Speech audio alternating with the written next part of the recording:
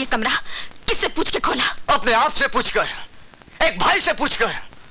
बताओ दीदी, कौन है वो औरत? बोलो, कौन है वो औरत जो इस लिबास के पीछे छुपी हुई है? ये वो औरत है जिसने तुम्हें कभी भूखे पेट सोने नहीं दिया।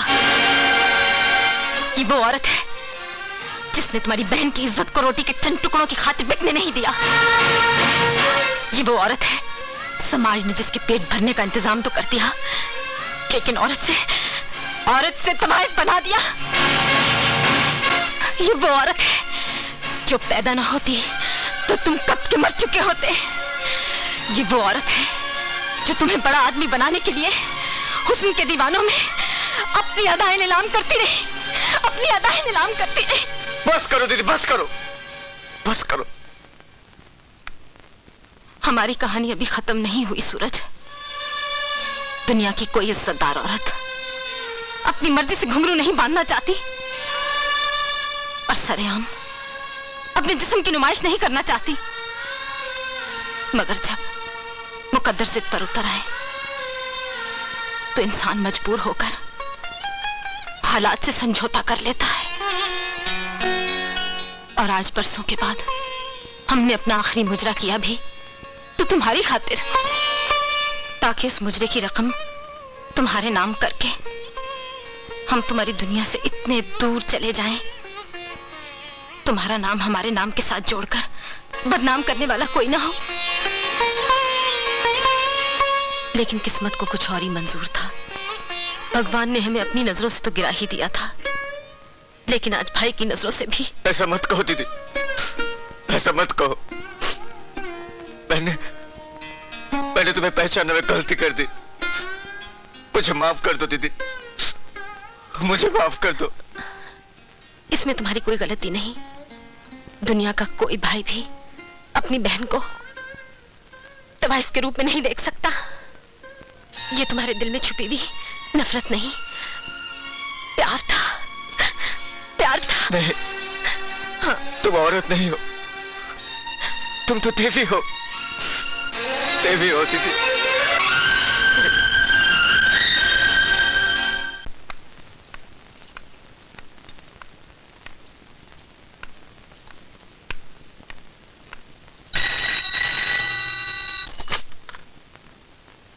Hello hello hello.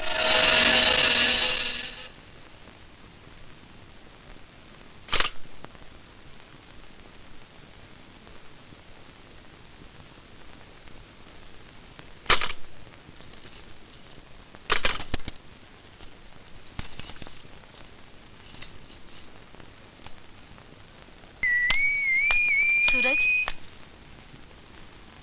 क्या बात है दीदी? तुम किरण से मिलके आ रहे हो? हाँ, मगर आपको कैसे मालूम? ठाकुर साहब ने मुझे सब कुछ बता दिया है। वो अभी अभी यहां से गए हैं। सूरज, मैंने जो कुछ भी आज तक किया तुम्हारी जिंदगी बनाने के लिए, तुम्हारे अच्छे भविष्य के लिए। मैं नहीं चाहती कि तुम्हारी बनी बनाई जिंदगी बिगड़ जाए। तुम्हें किरण को हमेशा हमेशा के लिए भूलना होगा।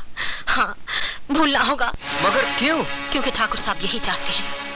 हमारी जिंदगी का फैसला करने वाले वो कौन होते हैं? तुम ठाकुर जगत प्रताप सिंह को नहीं जानते।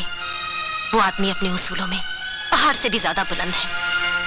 उसे झुकाना किसी इंसान के बस की बात नहीं। जानते हो, हमारी जिंदगी का फैसला भी उन्होंने किया था। आपकी जिंदगी का? हाँ, हमने आज तक तुमसे ये बात छुपाई। कभी उन्होंने भी हमसे प्यार किया था, मगर हमारे पैर में बंधे घुंघरू हमारे प्यार की दीवार बन गए थे। और आज भी उन्हीं घुंघरुओं की आवाज ने तुम्हारे प्यार का गला घोटा है।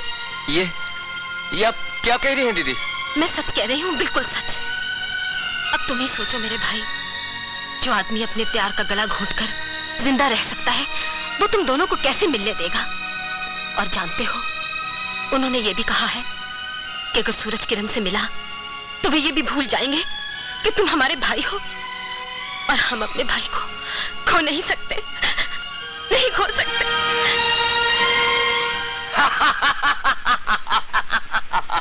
ये हंसने की बात नहीं अजीत, मैं सच कह रहा हूं। ठाकुर साहब ने किरण का कॉलेज आना जाना बंद कर दिया है और उसे घर की 4 दीवारों में कैद कर रखा है। यहां तक कि वो सूरज से फोन पे बात भी नहीं कर सकती। यार अजीत, लगता है किरण को तेरे दिल की रानी बनाने का ख्वाब अब ख्वाब ही रहेगा। महेंद्र, मैं जब भी कोई ख्वाब देखता हूं उसे पूरा करके ही रहता हूं। अब की ऐसी चाल चलूंगा कि किरण मेरी जेब में होगी और सूरज ना इधर का रहेगा ना उधर का।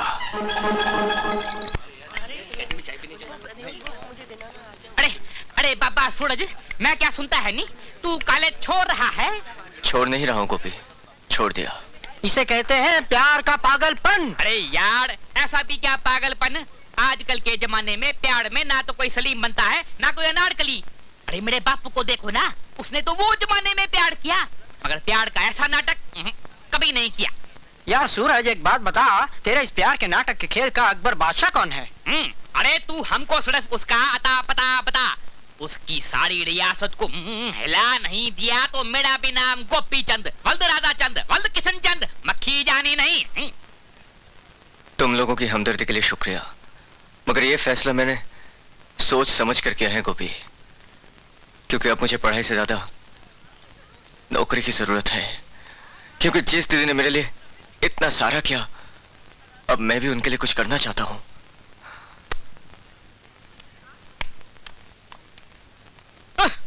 नौकरी करने चला है। अरे इस मजनू को नौकरी देगा कौन? कोई मजनू ही देगा। यस, सीधा। कहां तक पढ़ा है तुमने? फर्स्ट ईयर बीए पास किया है। ओह, यह है मेरी फाइल। हाँ हाँ, अच्छा, गुड, अच्छा, अच्छी है।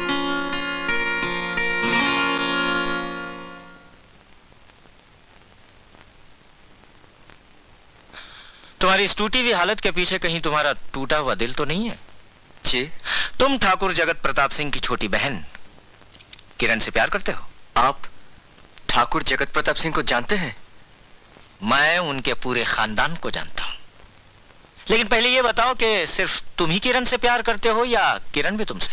जी, जी, वो तो मेरे बिना एक पल भी जी नहीं सकती। मगर ठाकुर जगत प्रताप सिंह ने हमारे बीच। तुम्हारे खानदान में जरूर कोई खोट होगी। नहीं सर, हम तो फिर तुम्हारा कोई रिश्तेदार ऐसा निचले स्तर का काम कर रहा होगा जो उन्हें पसंद नहीं। जी हाँ। हाँ, परसों पहले मुझे पढ़ाने की खातिर मेरी बहन ने मजबूर होकर अपने पैरों में घुंघरू बांध लिए थे। अच्छा अच्छा, तो तुम ज्योति के भाई हो? मगर आपको। मैं तुम्हारी बहन ज्योति को भी जानता हूं और ठाकुर जगत प्रताप सिंह को भी जानता हूं। समझ लो, आज से तुम्हारी नौकरी पक्की और आज से तुम्हारी परेशानी वीरेंद्र की परेशानी। Good luck. Thank you sir.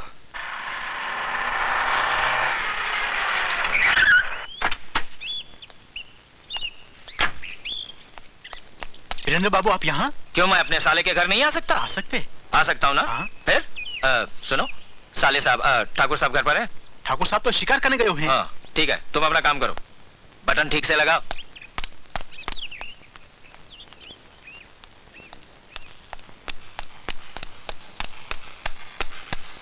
नमस्ते वीरेंद्र साहब। नमस्ते वर्मा जी, कैसे हैं आप? बहुत अच्छा हूँ। वो पिछली दिवाली पर मैंने आपको जो जूते भेजे थे वो बराबर फिट आए ना? जी हाँ, बिल्कुल फिट है। शुक्रिया। Very good, very good. Verma ji, Thakur Sahab कब तक वापस आएंगे? उनका क्या भरोसा? हाँ, वो तो किसी वक्त भी आ सकते हैं। मुझे लगता है ठाकुर साहब वापस आ गए। जी नहीं, वो तो बंदूकें रिपेयर हो रही हैं। अच्छा अच्छा अच्छा अच्छा। किरण का? किरण मैम साहब, वो तो ऊपर अपने रूम में होंगी। अच्छा, ऊपर है? जी। तो आप जाइए, मैं। जी हाँ।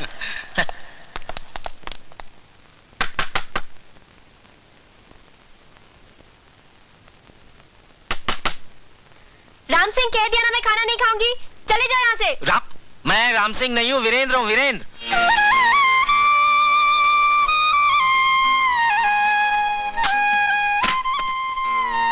जीजा जी, आप यहाँ? भैया ने हमें।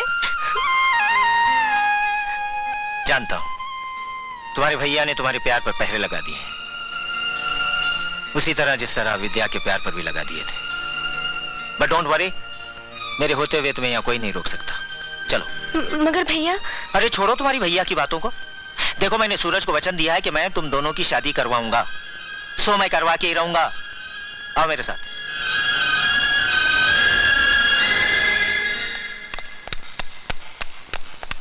वीरेंद्र साहब, ये आप क्या कर रहे हैं? देख रहे हैं आप, मैं किरण मेम साहब को ठाकुर साहब की कैद से छुड़ा कर ले जा रहा हूँ। आप ये अच्छा नहीं कर तो रहे। आपके ठाकुर साहब भी कुछ ठीक नहीं कर रहे हैं। देखिए, मेरे होते हुए आप किरण मैम साहब को यहाँ से नहीं ले जा सकते। राम सिंह,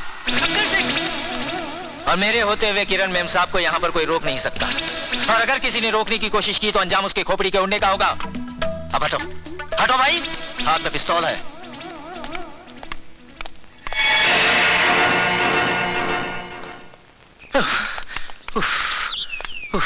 देखा किरण, नकली पिस्तौल का असली कमाल। मुझे लगता है डाकुओं की तरह, ठाकुरों की तरह इसे मुझे भी अपने पास रखना पड़ेगा। वक्त पर बड़ी काम आती है, वरना मेरी ऐसी मत का। जल्दी चलो ना। आओ किरण, तुम बैठो यहाँ। रुक जाइए, आगे मत बढ़िए। मैं फोन करके सूरज को बुलाता हूँ। आज इन दोनों की शादी होगी। हाँ, मैं आज तुम्हारे घमंडी भाई को दिखा देना चाहता हूँ। सुनिए। क्या सुनना है? इन दोनों की शादी होगी आज इसी वक्त, और इन दोनों की मर्जी से होगी। लेकिन वो क्या करेगा? वो क्या कर सकता है? कुछ भी नहीं कर सकता। लेकिन क्या होता है? आप मेरी बात सुन लीजिए। विद्या, तुम तो ऐसे घबरा रहे हो जैसे अपनी शादी के वक्त घबरा रही थी। हुआ था उस वक्त कुछ? हुई थी ना अपनी शादी? लेकिन आज भी कुछ नहीं होगा। मैं कहता हूँ ना, मैं कहता हूँ कुछ भी नहीं होगा। अपने घर में कोई बंदूक रिपेयर करने वाला तुमने बुलाया है? वीरेंद्र, बंदूक रिपेयर करने वाला नहीं, तुम्हारा दिमाग ठीक करने वाला।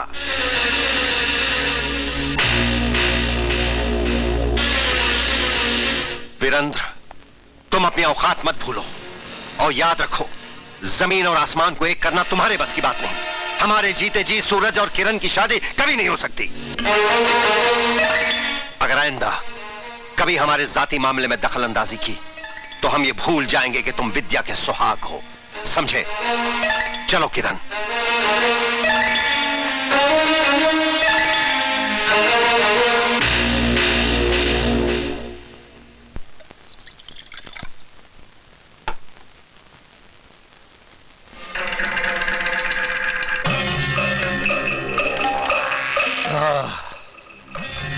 क्या बात है बेटे, आज तुम हमें जाम पे ला जा रहे हो। लगता है कि तुम हमसे कोई काम करवाना चाहते हो। पिताजी, आप हमेशा कहा करते हैं ना कि इस हवेली को बहू की जरूरत है। ओह, तो ये बात है। आखिर हमारे बेटे ने इस घर के लिए बहू ढूंढ ली। बेटे, तुम्हारी पसंद हमारी पसंद है।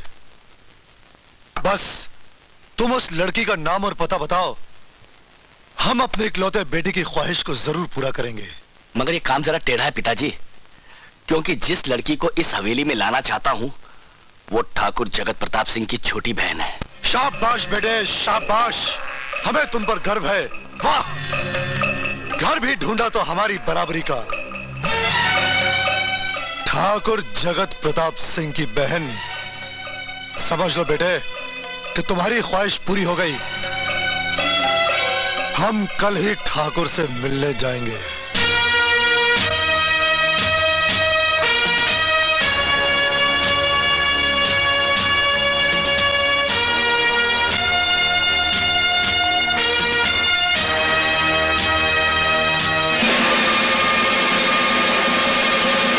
आइए ठाकुर साहब, आइए। प्रणाम। प्रणाम तिलक सिंह।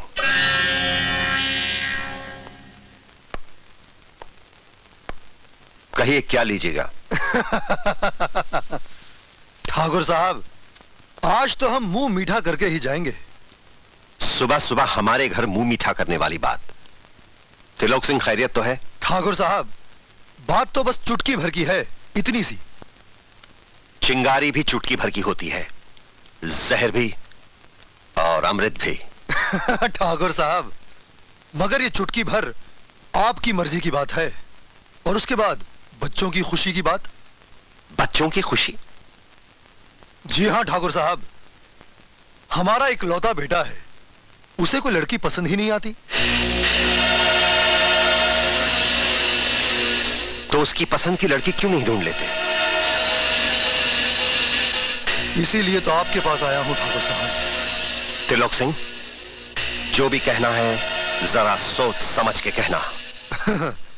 सोच कर तो घर से आया हूं ठाकुर साहब, बस थोड़ा सा समझ कर बोलना है। अब देखिए ना, आप भी ठाकुर, हम भी ठाकुर, आपकी रगों में भी वही खून दौड़ रहा है जो हमारी रगों में दौड़ रहा है। आप भी सूर्यवंशी और हम भी सूर्यवंशी। बात को रबर की तरह खींचो मत, क्योंकि हम में बर्दाश्त की हद कम है। ठाकुर साहब, जिस तरह आपकी छोटी बहन आपके लिए सब कुछ है, उसी तरह हमारा बेटा भी हमारे लिए सब कुछ है। तो हमें चाहिए त्रिलोक कि... सिंह, कहीं भी जाने से पहले आदमी अपने आप को एक बार आईने में जरूर देख लेता है, अपनी मान, अपनी मर्यादा की चादर में झांक लेता है। छोड़िए ठाकुर साहब, चादर चाहे कैसी भी हो, पड़े पड़े उसमें सुराख हो ही जाते हैं। और हम उस सुराख वाली चादर को अपने शरीर से कभी नहीं लपेटेंगे। कान खोलकर सुन लो, हमारी बहन जिसको हमने बेटी की तरह पाला है, तुम्हारे खानदान की बहू नहीं बन सकती, कभी भी नहीं बन सकती। ठाकुर साहब, आप हमारा अपमान कर रहे हैं। अपमान तो तुमने हमारी बहन का हाथ मांगकर हमारे इस राजमहल का किया है। तुम्हारे खानदान के चर्चे जो सारे शहर में मशहूर हैं, तुमने कैसे सोच लिया कि हम अपनी बहन का हाथ तुम्हारे बेटे के हाथ देंगे? ठाकुर, बड़ी बड़ी बातें करना तो सभी को आता है, मगर सिर्फ बड़ी बात करने से इंसान बड़ा नहीं हो जाता। अपनी औकात को समझो त्रिलोक सिंह, हमें हमारी हैसियत मत समझाओ। हैसियत? हैसियत तो अब मुझे तुम्हें समझानी पड़ेगी ठाकुर जगत प्रताप सिंह, ताकि तुम्हारी आंखों पर बंधी गलतफहमी की यह पट्टी खुल सके। और यह भी मत भूलो ठाकुर कि इस शहर में तुम्हारा नाम, तुम्हारी इज्जत, तुम्हारी मान मर्यादा, तुम्हारी शान शौकत, तुम्हारा रुतबा, तुम्हारी ठाट बाट, इन सब को एक ही झटके में चकनाचूर कर सकते हैं, तुम्हें नेस्त नाबूद कर सकते हैं। और जिस राजमहल की छत के नीचे तुम सांसें ले रहे हो, जहां पर तुम जगत प्रताप सिंह बनकर बैठे हो, ये सब हमारी तिजोरी में कैद है। भूल गए ठाकुर कि तुम्हारे स्वर्गीय पिताजी ने तुम्हारी सारी जायदाद हमारे पास गिरवी रखी थी। गिरवी रखी नहीं थी, तुमने उन्हें शराब पिलाकर, बुरे रास्तों पर चलाकर तुमने सारी जायदाद अपने नाम पे लिखवा ली। तुमने वही किया जो तुम्हारे खून में है। लेकिन एक बात याद रहे ठाकुर, शेर चाहे कितना ही कमजोर क्यों ना हो, फिर भी जंगल का राजा होता है। अगर तुम मुझे धमकी देने आए हो... हम तुम्हें धमकी नहीं दे रहे हैं ठाकुर, तुम्हें वक्त के साथ समझौता करने की सलाह दे रहे हैं।